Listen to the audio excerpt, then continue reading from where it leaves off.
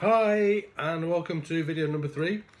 So today I wanted to talk about the conscious mind, preconscious and unconscious mind. I wanted to talk about this today because somebody has sent in a question about it. And the question was, what's the difference and how do they affect our day-to-day lives? How do they help us? How do they hinder us? Okay, so the conscious mind. Conscious mind is, so as I'm talking to you now, I'm using my conscious mind. I'm thinking about the words that I'm saying and I'm consciously saying it. Okay, our preconscious mind is, so it's information that we access on a regular basis but don't need it at all points during the day.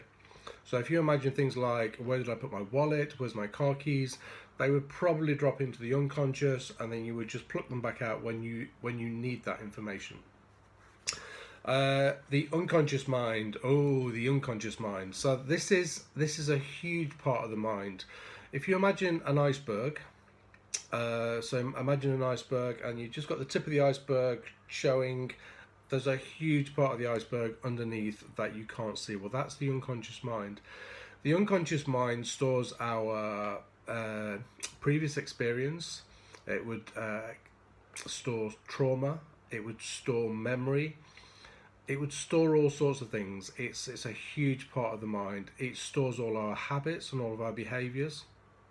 So, for example, if you have a particular habit or a behavior, it comes from the unconscious. That's where it's stored. If you think about when we begin to learn to drive, it's a really good example. Learning to drive or learning a new language are really good examples. So when we learn to drive in the conscious part of our mind, because we consciously have to think about what we're doing. We consciously get in the car and we consciously go, right, where's the gear stick, what do I do? I look in the mirror there, and then I start driving. After a few months of doing this, it begins to drop, and it drops past the preconscious, and then it drops into the unconscious. And now when we get in a car, I know certainly when I get in a car, I almost drive unconsciously. You know those times when you get in the car and you go on a journey somewhere and you wonder, how did I get here? How did that happen? Well, it's because we drive pretty much unconsciously. Unless something happens, so unless a car breaks in front of you, in which point you will be snapped back into consciousness because you need to be to save yourself. Okay, so, or if an animal runs out, snapped back into consciousness because you need to be. But mostly we operate day to day from our unconscious mind. I think there's a stat on this, and I think it's something like we operate from our unconscious mind something like 90% of the day. Only 10% of the day do we use our conscious mind. I seem to remember reading that somewhere.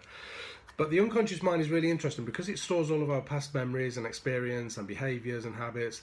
It can be responsible for a lot of the stuff that we do. A lot of the stuff that we do, a lot of stuff that we think, and a lot of ways we behave. Because it's unconscious, we're not always aware of it, obviously. So sometimes we might say things, and then we go, "Why did I say that? What was that word about?" Sometimes we do that. Sometimes we're just too busy that we don't actually stop to recognise what we might have said or done. Sometimes we behave in a way, and it comes from our unconscious. But again, how often do we stop and go, why did I do that then? Or why did I say that to that person? Or why did I behave in that way? And if we dig and begin to work it out, then it usually comes from the unconscious. It usually comes from an unconscious stored memory or experience, and it's that caused us to do whatever it is we're talking about. In therapy, we work a lot with the unconscious. And the reason we do that is because it is so responsible for our everyday lives.